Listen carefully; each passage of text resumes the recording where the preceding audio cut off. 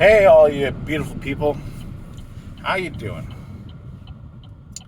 This is D Loudermilk at YouTube. I'm the one who puts up all these videos. I do machina videos, put up some stuff like drive time vlogs and other stuff. Essentially, I'm going to be trying to reinvent this channel to do a little bit more other stuff. Licking pots or politics. uh, Maybe do some cooking. Definitely talk about issues that would affect you and I. I being just a working class stiff from the Bay Area. You being whoever you are on the other end of that screen. And I'm going to tell you something. It's all right to be who you are. It's not all right to dictate to other people how they should live. They have forgotten the live and let live kind of thing, right? I feel like a lot of people have left that behind. There's, it's my way or the highway kind of thing, thinking. It's, everybody has those problems with trying to get people to do what they want them to and where they want them to do it at. Ooh, 24 West. We should go to 24 West. Oh my goodness. Yeah, I'm in Walnut Creek right now, right next to the BART station, and man, inflation's something, right? Where it used to cost so much money for just things. Now costs even more nowadays. Though people are predicting that the housing market's going to crash. However, there is a slight problem with that. There's still a lot of people looking to find a place to stay, right? Either an apartment or a room. And one of those things we have to talk about. How far is too far? Why is printing money bad for the economy? Well, economists will tell you that you devalue your currency the more you print it. Now, when you do work, your work is valued, okay, by your employer, who prices the product, knowing full well what your working worth is. So let's say you get paid X amount of dollars to make a Kajilia Bob. What's a Kajilia Bob, you ask? No, it's a hypothetical MacGuffin. So, a Kajilia Bob will be the hourly rate wage that you're being paid, plus materials, plus energy.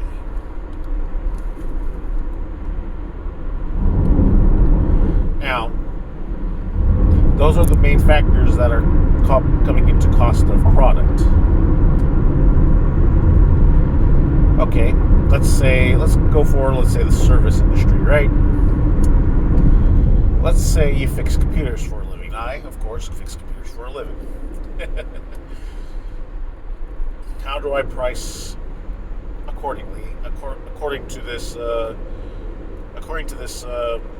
current economic forecast. Well, food's getting more expensive, stuff's getting more expensive, so I have to start adjusting my prices to match how much more things are going to get expensive.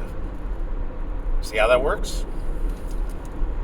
When inflation goes up, it's not the business owners who are going to get hurt. It's the people who are reliant on those businesses that are going to get hurt. Maybe the 80-year-old fixed incomer who could probably, possibly go to work at Walmart to be a door greeter. But this day and age and climate, with all the brazen thefts and robberies, that's likely not going to happen anytime soon. Unless Granny's got herself a gun. Granny's got a gun. Anyway. I'll tell you though, it would be something if you could make money doing something you love, so work is not work at all. I like working on computers, okay? Sometimes they give me headaches, but, in the general scheme of things, I can troubleshoot a computer much easier than your average technician. Okay? It's really simple. Simple when you look at it, right? Now, most people don't like windbags, D-bags, and scumbags. But as I said, some people don't really get how bad people will have it when prices go out of control. Okay? Do you remember, depending on how old you are, do you remember what happened when the ruble crashed? Yes. If you haven't learned your history, that's something you may have not learned in history class that I lived and saw in the news.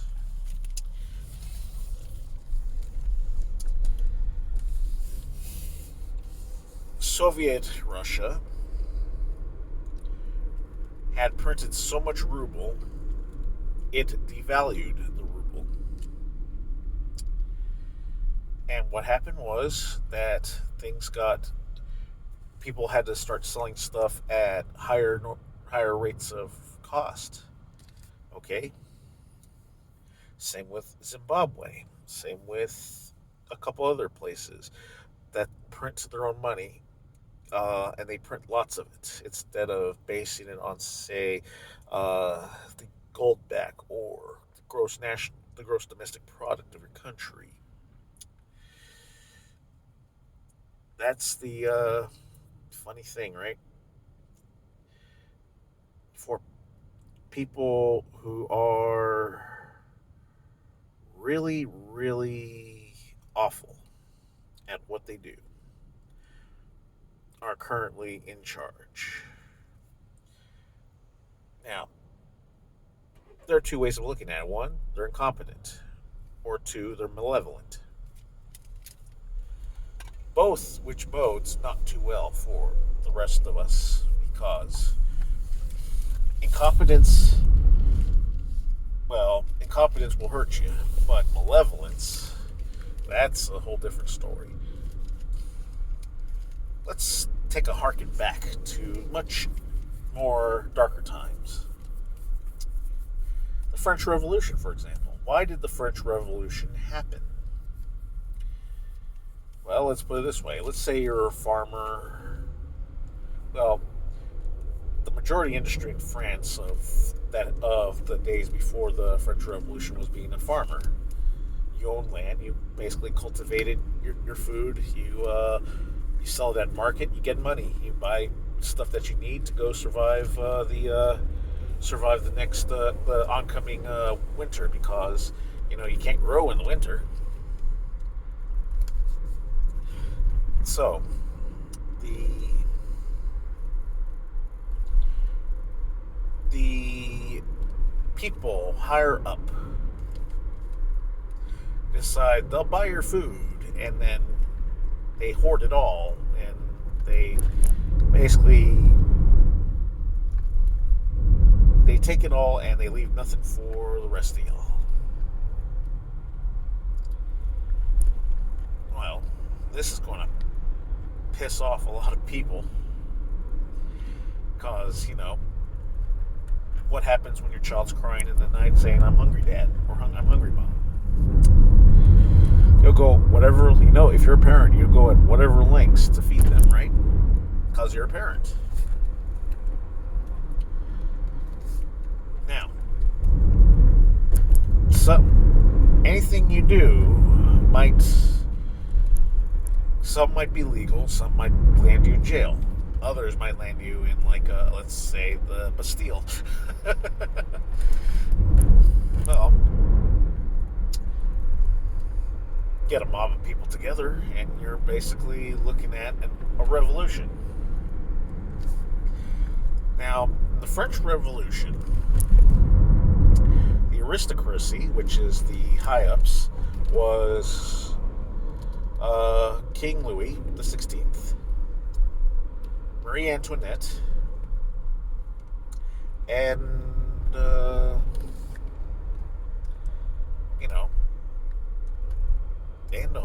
whole bunch of colorful people.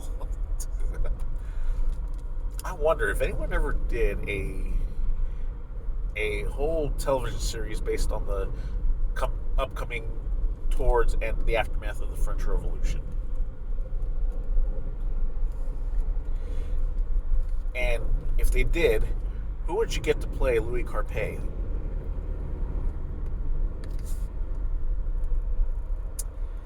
If you, the thing is, Louis Capet, otherwise known as King Louis XVI, was generally incompetent. He wasn't malevolent, but he was incompetent. And it still hurt the people of France. Now, I, as an American,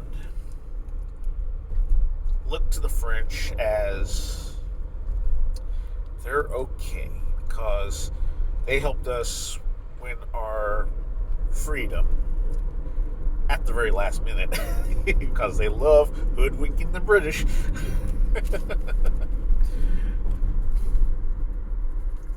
But the U.S. The French Dark Ages came about right after the American Revolution for independence. So, yeah, the guillotine was built soon thereafter because speedy execution equals speedy time, right?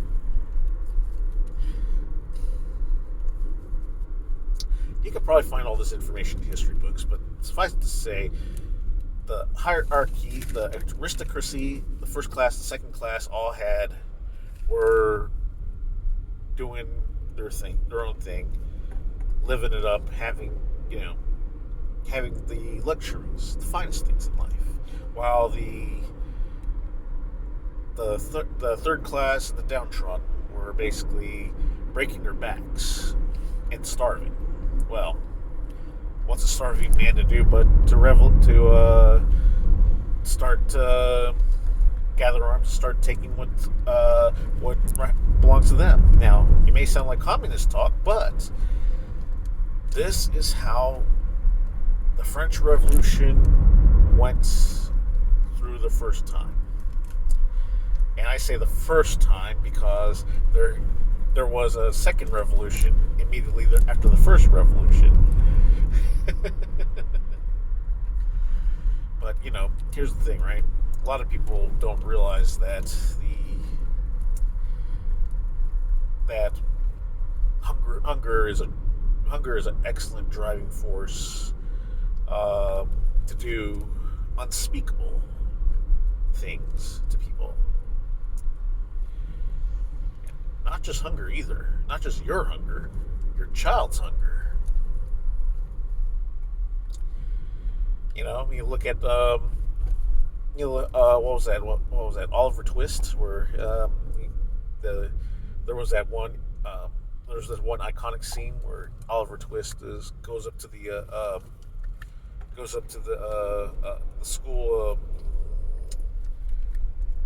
school shit. I don't know what they called it in Britain, but I guess the gruel guy who serves out gruel. Sir, can I please have more? And he goes, more? Because it was improper to ask for more.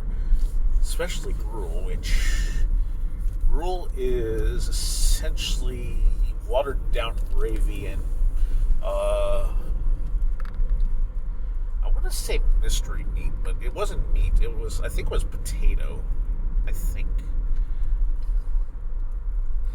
But, it's,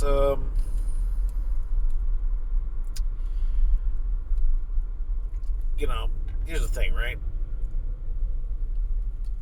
Salt is a condiment that became widespread, I should say, in the 1950s. Because, sodium chloride tastes good on your food. Of course, it also raises your blood pressure.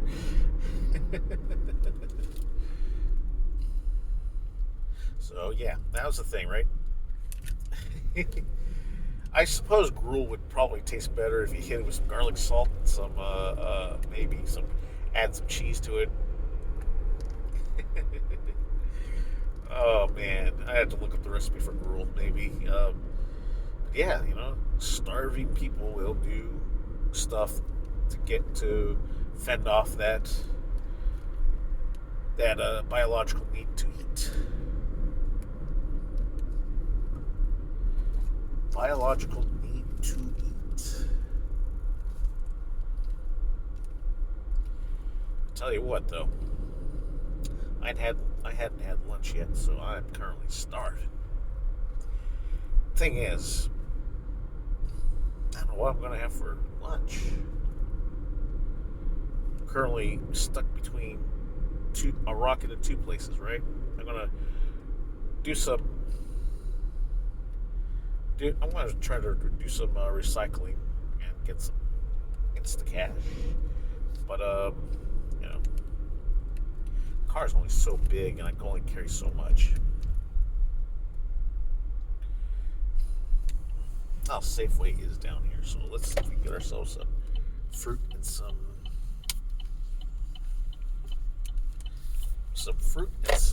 apples. No, now apples, no. Maybe bananas.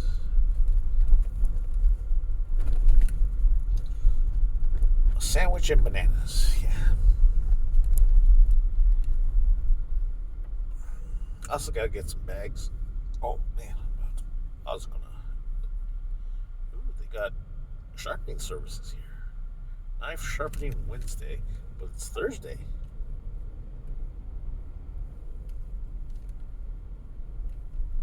What kind of shenanigans do they think they're doing? Alright, now.